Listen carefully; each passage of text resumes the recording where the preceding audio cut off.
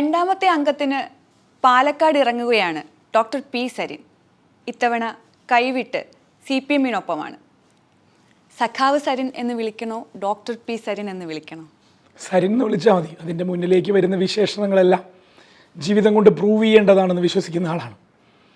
അപ്പോൾ പേര് സരിൻ എന്നായതുകൊണ്ട് തന്നെ വിശേഷണം കൊണ്ട് സഖാവ് എന്ന് തോന്നിപ്പിക്കും വിധം എനിക്ക് പെരുമാറിയെത്താൻ സാധിക്കുകയാണെങ്കിൽ ആ വിളി ഭയങ്കര സന്തോഷം നൽകുന്നതാണ്. ഡോക്ടർ പഠിച്ചതുകൊണ്ടായതായി മാറിയ ഒരാളാണ്. അപ്പോൾ അതുകൊണ്ട് തന്നെ അറിയാവുന്നൊരു പണിയായതുകൊണ്ട് ആ വിളിയിലും സുഖക്കുറവൊന്നുമില്ല. എന്നാലും ഏറ്റവും ഇഷ്ടം ഏതാണ്? ഇപ്പോൾ സഖാവാണോ? സ്വാഭാവികമായിട്ടും ഒരു ഇടതുപക്ഷ പ്രസ്ഥാനത്തിൻ്റെ ഭാഗമായി രാഷ്ട്രീയ ബോധ്യങ്ങളുടെ പേരിൽ നിലയുറപ്പിക്കുന്ന ഒരാളാണ് ഞാൻ. ആ നിലപാട് അംഗീകരിക്കുന്ന ലക്ഷക്കണക്കിന് മനുഷ്യരിന്ന് നാട്ടിലുണ്ട്. അതിൻ്റെ ശരികളും അതിൻ്റെ വരും വരായകകളും ഒരുമിച്ച് അനുഭവിക്കണം എന്നുള്ളതാണ് സഖാവ് എന്നുള്ള വിളിയുടെ ഏറ്റവും വലിയ സന്തോഷം. അതുകൊണ്ട് ആ വിളി ഏറ്റവും കൂടുതൽ അഭിമാനത്തോടു കൂടി തന്നെയാണ് കാണുന്നത്. ഈ സഖാവ് സരിനിലേക്കുള്ള യാത്ര വളരെ പെട്ടെന്നായിരുന്നു എന്ന് നമുക്ക് ഒരു രാത്രി അല്ലെങ്കിൽ 2 പകൽ ഇങ്ങനെയൊക്കെ വേണമെങ്കിൽ അതിനെ കാണാം. പക്ഷേ അതൊരു നമ്മുടെ ഒരു മനോനിലയാണ്. എങ്ങനെയാണ്, അല്ലെങ്കിൽ ഒരു മനോഭാവമാണ്, അങ്ങനെ പറയാം. നമ്മളെങ്ങനെയാണ് അങ്ങനെയായി മാറിയത് എന്നും എന്തുകൊണ്ടാണ് രാഷ്ട്രീയമായ നിലപാടിനൊരു വ്യക്തതയ്ക്ക് വേണ്ടി തന്നെ മനസാക്ഷി കുത്തില്ലാതെ ആത്മവഞ്ചന നടത്താതെ രാഷ്ട്രീയം പറയേണ്ടത് കേരളത്തിലുള്ള മനുഷ്യരോട് എന്നുള്ളതിൻ്റെ തീരുമാനമാണ് അങ്ങനെ ഒരു തീരുമാനത്തിലേക്ക് വളരെ പെട്ടെന്ന് എത്തിച്ചത്. അത് മിനിറ്റുകളും മണിക്കൂറുകളും വെച്ച് നോക്കുമ്പോൾ കുറേ ദൈർഘ്യമുള്ളതാണ്. ഈ ആത്മവഞ്ചന നടത്തിയിട്ടില്ല എന്ന് പറയുമ്പോൾ സ്വയം ബോധ്യപ്പെടുത്തുന്നതാണോ, അതോ ഒപ്പം നിൽക്കുന്നവരെ, പണ്ട് ഒപ്പം നിന്നവരെ ബോധ്യപ്പെടുത്തുന്നതാണോ? അവനവൻ്റെ ബോധ്യങ്ങളുടെ അടിസ്ഥാനത്തിൽ പറയുന്ന കാര്യങ്ങളിൽ ക്ലാരിറ്റി ഉണ്ടാവണം എന്നുള്ള ബോധ്യമുള്ളത് കൊണ്ട് തന്നെ മുൻപ് ഉണ്ടായിരുന്ന നിലപാടുകളുമായി ബന്ധപ്പെടുത്തി അതുമായി തട്ടിച്ചു നോക്കുന്ന സമയത്തുള്ള വ്യത്യാസത്തെ വില കുറച്ച് കാണുന്നവരോട് നമ്മൾ വേറെ പ്രത്യേകിച്ചൊന്നും പറഞ്ഞിട്ട് കാര്യമില്ല. പക്ഷെ അത് വിലയുള്ളതായി കാണുന്നവരുണ്ടല്ലോ, ഇപ്പോൾ എടുക്കുന്ന നിലപാടാണ് വിലയുള്ള നിലപാട് എന്ന് കാണുന്നവരുണ്ടല്ലോ. അപ്പോൾ ഇത് 2 തരത്തിലും നോക്കിയാലും കുറ്റം പറയാൻ ആളുകൾ കാണും. അതിനേക്കാൾ ഏറ്റവും നല്ല എൻ്റെ ഒരു ഉത്തരവാദിത്വം എന്ന് പറയുന്നത് എന്നോട് നീതി പുലർത്തി ആ നീതി എന്താണെന്ന് മറ്റുള്ളവരോട് പറഞ്ഞുകൊണ്ടേയിരിക്കുക. അതിൻ്റെ ജഡ്ജ്മെൻറ്റിലേക്ക് മറ്റുള്ളവർ എങ്ങനെ വേണമെങ്കിലും എത്തിച്ചേർന്നോട്ടെ, അതിന് ഞാൻ ആളല്ല. അതായത് ആ ഒരു എടുത്ത നിലപാട് സ്വയം ശരിയെന്ന് ഉത്തമ ബോധ്യം ഇപ്പോഴും ഉണ്ട്. പിന്നല്ലാണ്ട് അല്ലാതെ ഒരു തീരുമാനം അത് മറ്റാരെയും ബോധ്യപ്പെടുത്തേണ്ട കാര്യമില്ല. അങ്ങനെ പറഞ്ഞില്ല ഞാൻ. ആ ബോധ്യങ്ങൾ അവർക്ക് വിട്ടുകൊടുക്കുകയാണെന്നാണ് പറഞ്ഞത്. അത് ഞാൻ അടിച്ചേൽപ്പിക്കാൻ പറ്റും. അത് നെഗറ്റീവായാലും പോസിറ്റീവായാലും അങ്ങനെ ഉൾക്കൊള്ളും. അതെ, തീർച്ചയായിട്ടും. അതാണ് ഞാൻ പറഞ്ഞതിൻ്റെ അർത്ഥം. പാലക്കാട് എങ്ങനെയുണ്ട്? പാലക്കാടുകാരത് കൂടുതൽ കൃത്യമായി ഉൾക്കൊണ്ട് തുടങ്ങിയിട്ടുണ്ടെന്നാണ് ഞാൻ മനസ്സിലാക്കുന്നത്. ഇലക്ഷൻ വളരെ വളരെ വലിയ ഒരു രാഷ്ട്രീയ പോരാട്ടമായി പാലക്കാടൻ ജനത വിലയിരുത്തി തുടങ്ങി. എന്താണ് അവർക്ക് നഷ്ടപ്പെട്ടു പോയത് കഴിഞ്ഞ 10-13 വർഷങ്ങൾ കൊണ്ടെന്ന് അവർ തിരിച്ചറിയുന്നുണ്ട്. നേടാനുള്ളത് എന്തൊക്കെ എന്നുള്ളത് ഓരോ കാൻഡിഡേറ്റും മുന്നോട്ട് വയ്ക്കുന്നതിൽ നിന്ന് അവർ വിലയിരുത്തുന്നുണ്ട്. ചെയ്യുമെന്നുറപ്പുള്ള ഒരാളുടെ കൂടെ പാലക്കാടൻ ജനത വോട്ട് ചെയ്യും. ഈ പാലക്കാട് മത്സരത്തിന് ഇറങ്ങുമ്പോൾ ഒരു രാഷ്ട്രീയ മത്സരം ആകണം എന്നുള്ള എല്ലാവരും ആഗ്രഹിക്കുക.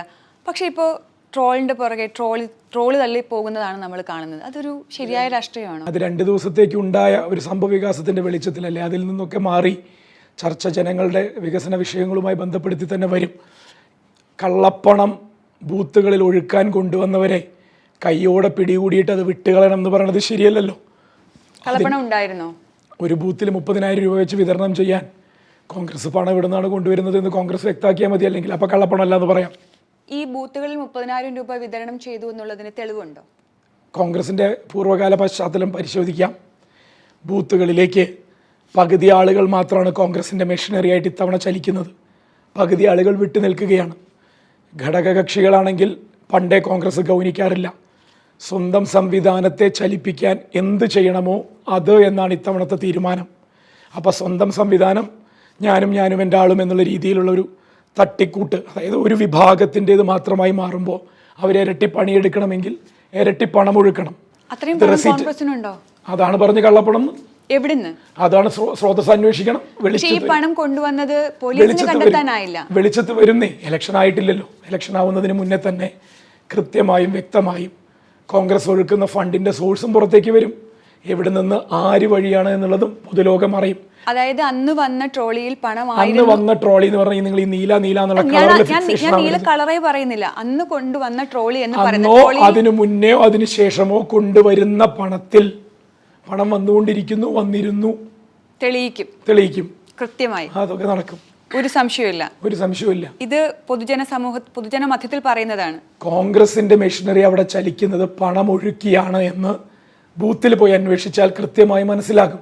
ആ പണം എവിടെ നിന്ന് വന്നു എന്ന് തെളിയിക്കേണ്ട ഉത്തരവാദിത്വം നമ്മൾ ഏറ്റെടുക്കും. കേന്ദ്രത്തിലും സംസ്ഥാനത്തും ഭരണമില്ലാതെ നിൽക്കുന്ന കോൺഗ്രസിനെ സഹായിക്കാൻ ഇത്രയധികം ആൾക്കാരുണ്ടോ?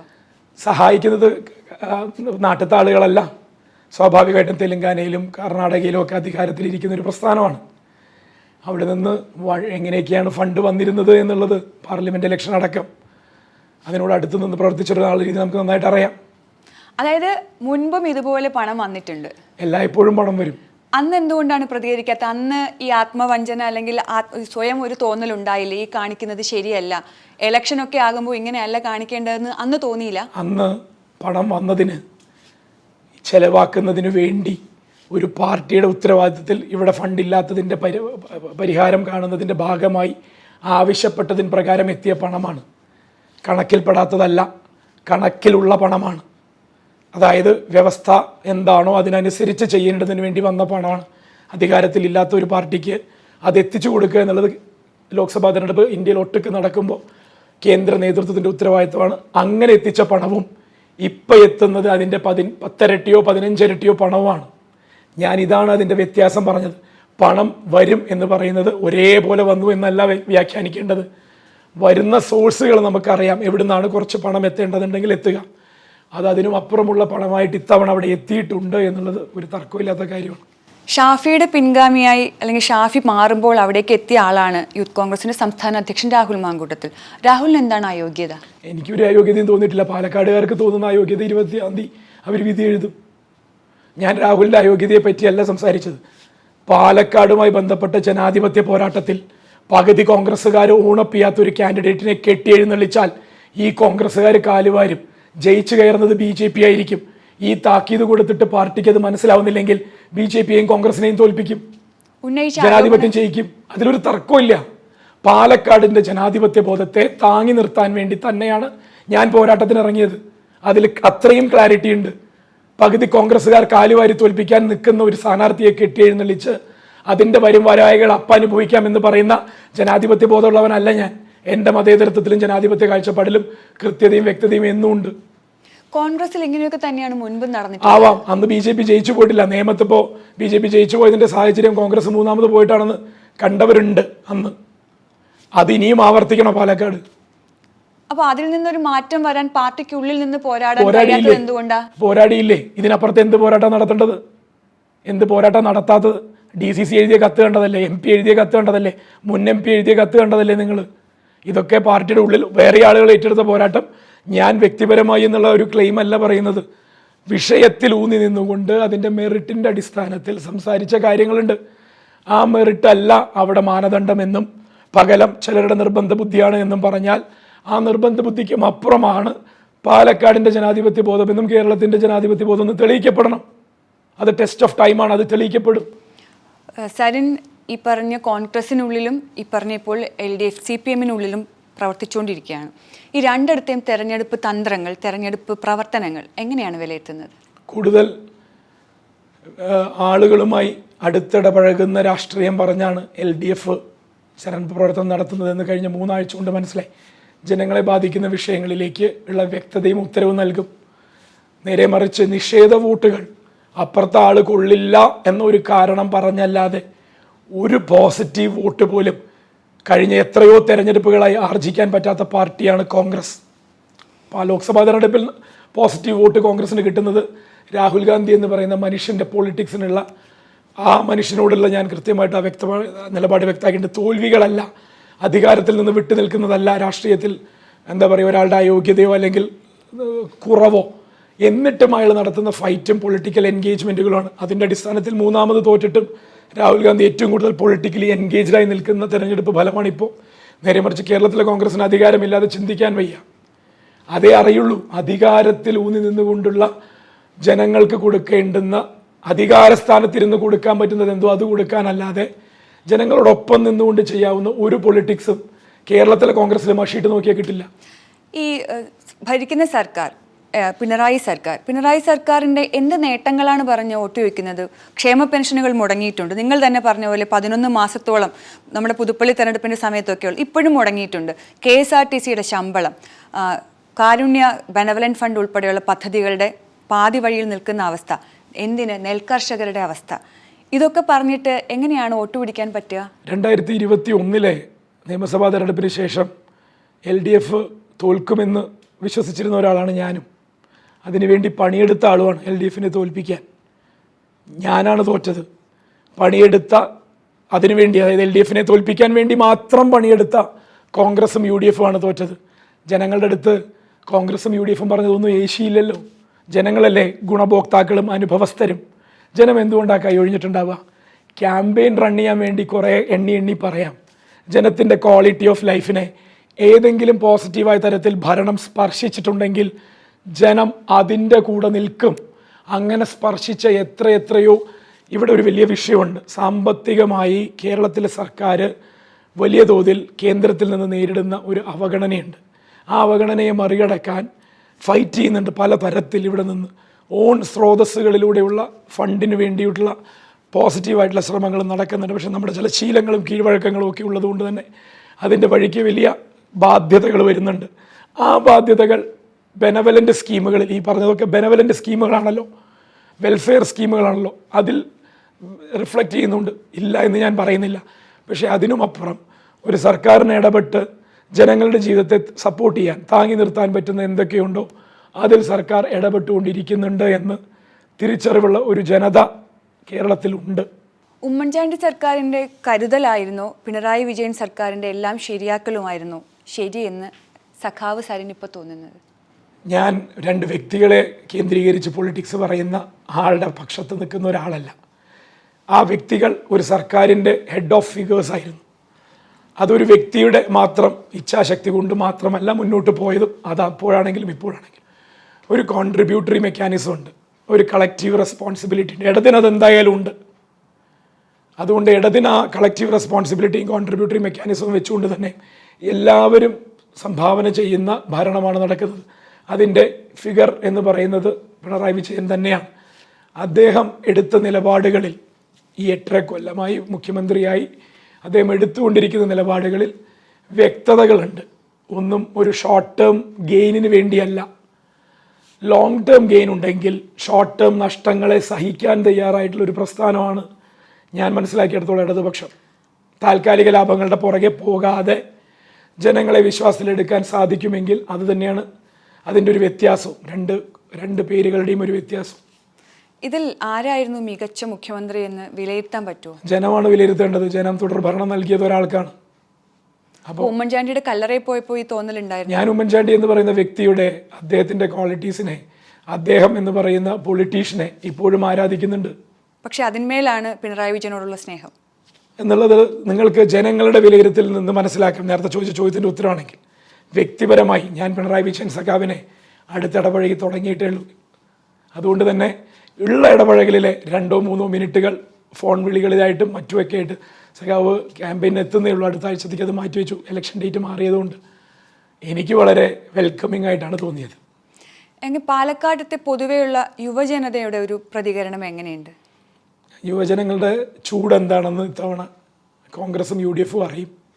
യുവജനങ്ങളെ യുവാവ് എന്ന് പറഞ്ഞ് പറ്റിക്കുന്ന ഏർപ്പാടിൽ നിന്ന് യുവജനങ്ങളെ സ്വയം തിരുത്താൻ തീരുമാനിച്ചിട്ടുണ്ട്. യുവാക്കൾ ആരാണ് എന്ന് ചിന്ത കൊണ്ടും പ്രവർത്തന മികവ് കൊണ്ടും അവരെ ഐഡൻറ്റിഫൈ ചെയ്യാൻ പറ്റുന്ന ഒരാളിലേക്ക് അവർ കൃത്യമായി എത്തും. അത് പ്രായത്തിൽ 4-5 വയസ്സ് കുറഞ്ഞതുകൊണ്ട് ചെറുപ്പം എന്ന് അവകാശപ്പെടുന്ന ഒരാളെ അവിടുത്തെ ജനത, പ്രത്യേകിച്ച് ചെറുപ്പക്കാർ, നെഞ്ചേറ്റുമെന്ന് തോന്നുന്നില്ല. അവരുടെ പ്രശ്നങ്ങൾക്ക് പരിഹാരം കാണാൻ പറ്റുന്ന ഒരാൾ. സാറിൻ്റെ വാർത്താ സമ്മേളനങ്ങളിലൊക്കെ പറഞ്ഞ 3 പേരുകളായിരുന്നു VD സതീശൻ, ഷാഫി പറമ്പിൽ, രാഹുൽ മാങ്കൂട്ടത്തിൽ. ആ ഒരു പവർ ഗ്രൂപ്പ് അത്രയധികം പവർഫുള്ളാണോ? പവർഫുൾ ആയിരുന്നു. 20-ാം തീയതിയോടുകൂടി അത് കോൺഗ്രസിൻ്റെ നല്ലതിന് വേണ്ടി പലതും സംഭവിക്കും. നേരത്തെ കോൺഗ്രസിൽ ഉണ്ടായിരുന്നത് ഗ്രൂപ്പുകളാണല്ലോ, ഇപ്പോൾ അത് പവർ ഗ്രൂപ്പായി ഒരു പക്ഷത്തേക്ക് ഒതുങ്ങുകയാണോ? നേരത്തെ ഉണ്ടായിരുന്ന ഗ്രൂപ്പുകൾ വെസ്റ്റഡ് ഇൻട്രസ്റ്റ് നിലനിർത്താനല്ല, ഓരോ അതായത് പല താല്പര്യങ്ങളുടെ പുറത്ത് ഒരുമിക്കുന്ന കുറേ കോൺഗ്രസ്സുകാർ, അതിൻ്റെ ബലാബലത്തിനെയാണ് ഗ്രൂപ്പ് എന്ന് വിളിച്ചിരുന്നത്. അത് പാർട്ടിയുടെ ഇൻറ്റേർണൽ ഡെമോക്രസിയിൽ കുറേ നല്ലത് ചെയ്തിട്ടുണ്ട്, ദോഷവും ചെയ്തിട്ടുണ്ട്. പക്ഷേ ഇപ്പോഴത്തെ ചൊൽപ്പടിക്ക് നിൽക്കുന്നവരെ വളർത്തുകയും അല്ലാത്തവരെ ഞാൻ പറഞ്ഞല്ലോ ഇനി അധികാരം കിട്ടണം കോൺഗ്രസ്സിന്, അപ്പോൾ അതിനുവേണ്ടി കോൺഗ്രസ്സുകാർ കോംപ്രമൈസ് ചെയ്തോളും എന്ന ധാരണയുടെ, എന്ന മുൻവിധിയുടെ പുറത്ത് എന്തുമാവാം എന്ന് ചിലർ വിചാരിച്ചു. അതായത് 10 വർഷത്തെ പിണറായി വിജയൻ സർക്കാരിൻ്റെ ഭരണം ജനങ്ങളെ കോൺഗ്രസ്സിന് അനുകൂലമായി ചിന്തിക്കും.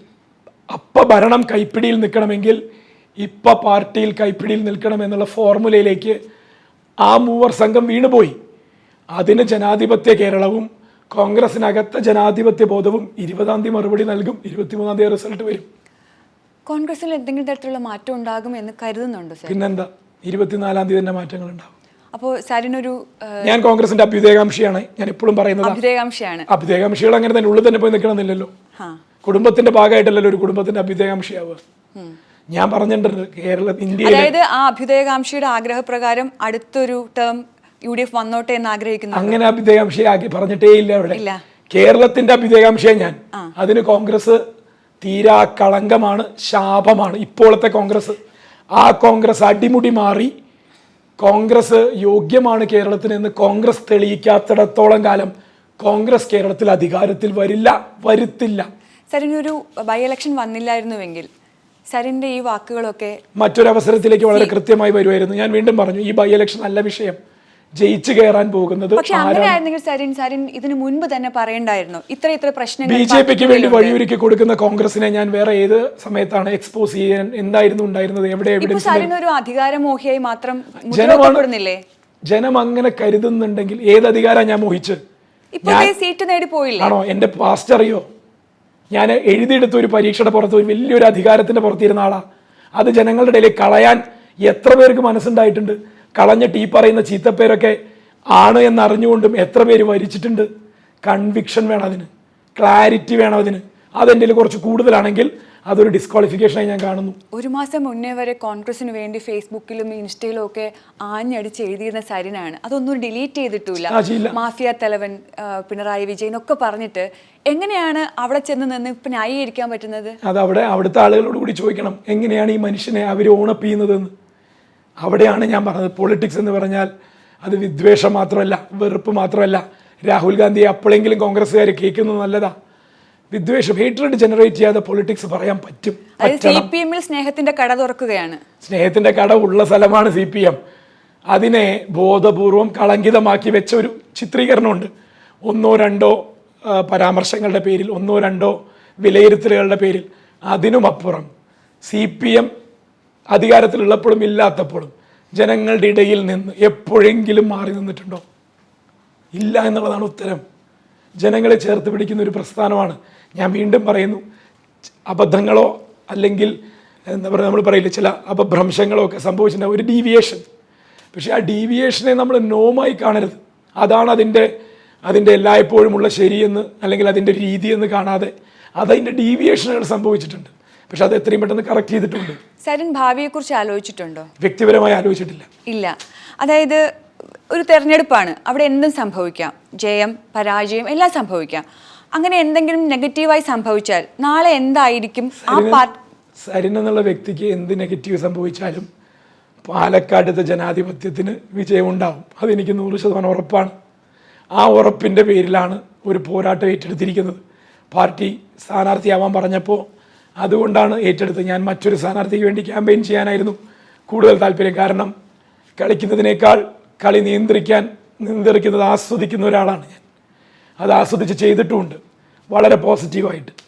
പക്ഷേ പാർട്ടി ഉത്തരവാദിത്തം ഏൽപ്പിച്ചപ്പോൾ ഞാൻ അത് ഏറ്റെടുത്തു. അപ്പോൾ അതിൻ്റെ അർത്ഥം ഒന്നേ ഉള്ളൂ, പാലക്കാടിൻ്റെ ജനാധിപത്യ ബോധം തോൽക്കില്ല.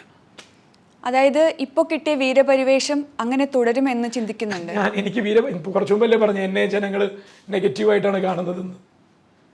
ഇതിലേതെങ്കിലും ഒരു പരിവേഷമല്ലേ എനിക്കുള്ളൂ കുറേ പേരുടെ മനസ്സിൽ. അതുകൊണ്ടാണ് ഞാൻ നേരത്തെ പറഞ്ഞ് കുറേ പേർ എന്നെ കുറ്റം പറയുന്നത് കൊണ്ട് എൻ്റെ ഉള്ളിലെ ശരികളൊന്നും ശരികേടുകളാകുന്നില്ല. കുറേ പേർ നല്ലത് പറഞ്ഞുകൊണ്ട് എന്തെങ്കിലും ശരികേടുകളുണ്ടെങ്കിൽ അതെല്ലാം ഗ്ലോറിഫൈഡും ആവുന്നില്ല. ഞാനിങ്ങനെയൊക്കെ തന്നെ പോകും. പക്ഷേ ഞാൻ പറയുന്നതിൽ എപ്പോഴെങ്കിലും കോൺഫ്ലിക്റ്റുകൾ ഉണ്ടാവും എന്നെനിക്ക് തോന്നുന്നില്ല. എനിക്ക് പറയാനുള്ളത് വളരെ കൃത്യമായി എനിക്ക് പറയാൻ അറിയാം. നിലവിൽ ഇവിടെ കോൺഗ്രസിനെ എതിർത്തിട്ട് അവിടെ ചെന്ന് രാഹുൽ ഗാന്ധിക്ക് കൈകൊടുക്കാൻ സരിന്റെ മനസ്സ് അനുവദിക്കുമോ? ഒരു കുറ്റബോധമേ ഇല്ല. കേരളത്തിലെ കോൺഗ്രസ് എല്ലാ കാലത്തും എതിർക്കപ്പെടേണ്ടതാണ്.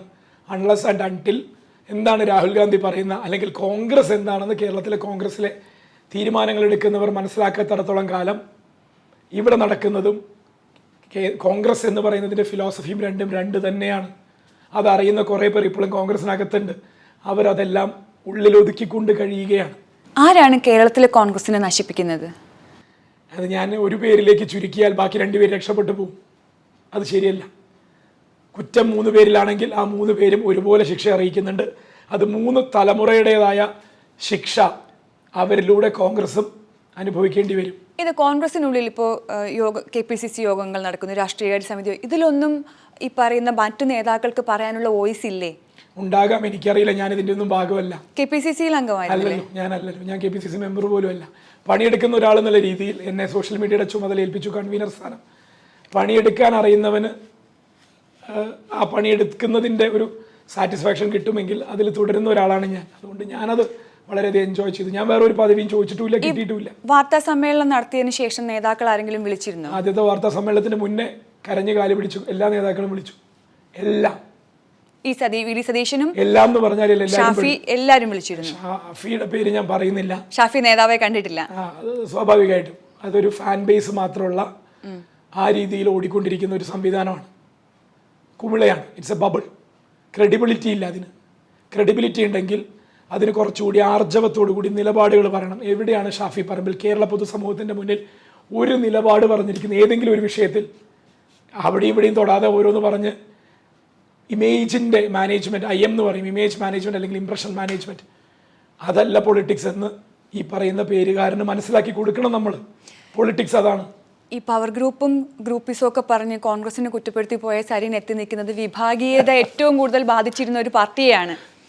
അവിടെ എങ്ങനെയായിരിക്കും സരിൻ ഇക്കാര്യത്തിലൊക്കെ പെരുമാറുക? വിഭാഗീയത ഉണ്ടായിരുന്നു എന്ന് പറയപ്പെട്ടിരുന്നു. അത് എനിക്ക് തോന്നിയിട്ടില്ല വിഭാഗീയത ഉള്ളതായിട്ട്.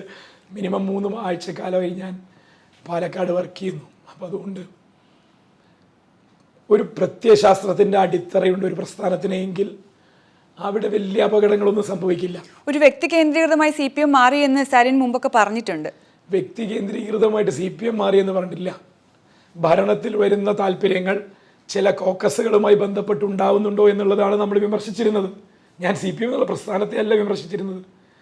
ഭരണത്തിൽ നിന്നുണ്ടാവുന്ന ചില അതിനെയായിരുന്നു തുറന്ന് എതിർത്തിരുന്നത്. CPMൽ വിഭാഗീയതയൊക്കെ ഉണ്ടെന്ന് ഒരുപക്ഷെ തെളിഞ്ഞാൽ, സരിന് ബോധ്യപ്പെട്ടാൽ ഇതുപോലെ ആർജവത്തോടെ അതിനെ എതിർക്കുവോ? അതിൻ്റെ ഉള്ളിൽ ആദ്യം അങ്ങനെ എന്തെങ്കിലും ഉണ്ടെന്ന് തോന്നിയാൽ ഇന്റേണൽ ആയിട്ട് ഒരുപാട് മെക്കാനിസങ്ങൾ ഉണ്ടല്ലോ. അതിൽ ചെറിയ പേടിയുണ്ടോ? അതിലും CPM വിമർശിക്കാൻ പേടിയുണ്ടോ? ജീവന് ഭയമുണ്ടോ എന്നാണ് ചോദിക്കുന്നതിന്റെ അർത്ഥമല്ലോ.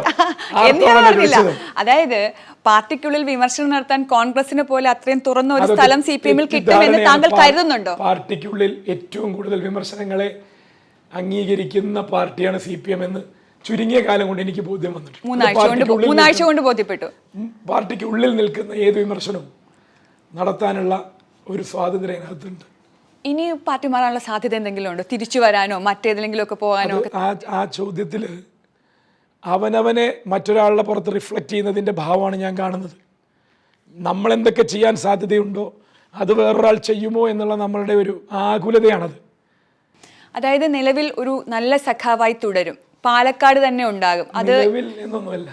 ഇനി മുതൽ നല്ല സഖാവായി തുടരും. സഖാവ് എന്ന് പറഞ്ഞാൽ നല്ലത് മാത്രം. ഓക്കെ, ഇനി മുതൽ സഖാവ് സരിനായി തുടരും, പാലക്കാട് തന്നെ ഉണ്ടാകും. അത് ഈ തെരഞ്ഞെടുപ്പ് റിസൾട്ട് എന്തായാലും പാലക്കാട് തന്നെ ഉണ്ടാകും. ഒറ്റപ്പാലത്ത് പൂർണ്ണമായി ഉപേക്ഷിച്ചു. ഞാൻ ഒറ്റപ്പാലത്തെ കൈവിടുകയോ അല്ലെങ്കിൽ കൈക്കലാക്കുകയോ കൈപ്പിടിയിൽ ഒതുക്കുകയോ അങ്ങനത്തെ ഒരു പൊളിറ്റിക്സിൻ്റെ ആളല്ല. ഒറ്റപ്പാലം കോൺഗ്രസിൻ്റെ ബാലികേറാമലയായിരുന്നു. അന്വേഷിച്ചാൽ മനസ്സിലാവും, ചരിത്രം നോക്കിയാൽ മനസ്സിലാവും. കഴിഞ്ഞ പാലക്കാട് ഇനിയിപ്പോൾ അതിൻ്റെ ഒരു വ്യക്തതയ്ക്ക് വേണ്ടി പറയാം. കഴിഞ്ഞ പാലക്കാട് അസംബ്ലി തെരഞ്ഞെടുപ്പിൽ 12 സീറ്റുകളാണ് പാലക്കാട് ജില്ലയിലുള്ളത്. അതിൽ 11ഇടത്തും LDFും UDFും തമ്മിലുള്ള വോട്ട് വ്യത്യാസം LDFിന് അനുകൂലമായി കൂടി. ജയിച്ച പാലക്കാടും ജയിച്ച മണ്ണാർക്കാടും അടക്കം LDF അല്ലെങ്കിൽ രണ്ടാമതെത്തിയ പാർട്ടിയും ഒന്നാമതെത്തിയ പാർട്ടിയും തമ്മിലുള്ള അകലം കുറഞ്ഞു. തോറ്റിടത്തെല്ലാം UDF ബഹുദൂരം പിന്നിലായി തോറ്റു. ഒരേ ഒരു മണ്ഡലത്തിലാണ്, ഒറ്റപ്പാലത്ത് മാത്രമാണ് 2016 അപേക്ഷിച്ച് 1200 വോട്ട് LDFിൽ നിന്ന് കോൺഗ്രസ് വ്യത്യാസം കുറച്ചത്. അതിൽ നിന്നൊക്കെ ഉത്തരം മനസ്സിലാവും. പണിയെടുക്കാൻ മനസ്സുള്ള ഏതൊരാൾക്കും ജനങ്ങളോടൊപ്പം നിന്ന് പ്രസ്ഥാനത്തിൻ്റെ നല്ലതിന് വേണ്ടി നിന്നാൽ ചില മാറ്റങ്ങളൊക്കെ കൊണ്ടുവരാം. പക്ഷെ പ്രസ്ഥാനം തന്നെ നന്നാവണ്ട എന്ന് ആഗ്രഹിക്കുന്നവരാണ് ആ പ്രസ്ഥാനത്തിനകത്ത് എങ്കിൽ ആര് വിചാരിച്ചാലും രക്ഷപ്പെടില്ല. വിമർശനങ്ങളെയൊക്കെ അതുപോലെ ഉൾക്കൊണ്ടു തുടങ്ങി. സന്തോഷമേ ഉള്ളൂ. കുടുംബം പിന്നെന്താ. എല്ലാവരും ചോദിക്കുന്ന ഒരു ചോദ്യമുണ്ട്, ഡോക്ടർ സൗമ്യ പ്രചരണത്തിന് എത്തുമോ എന്ന്. അതിൻ്റെ ആവശ്യം ഉണ്ടെങ്കിൽ സൗമ്യ വരും, അതിൻ്റെ ആവശ്യമില്ലെങ്കിൽ സൗമ്യ വരില്ല. It's her choice, it's not my choice. അത് അവളുടെ സ്വാതന്ത്ര്യമാണ്.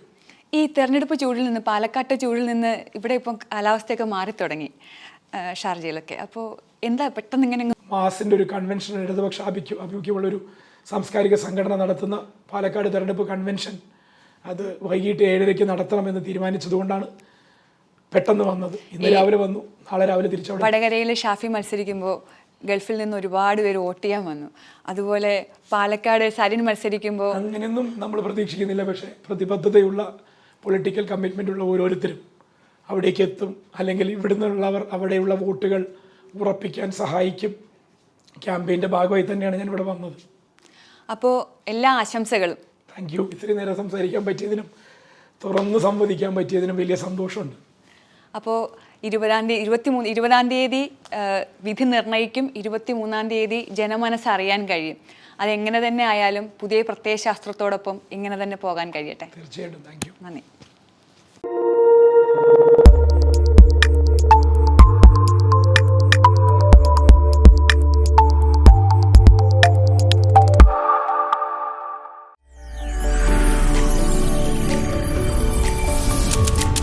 NTV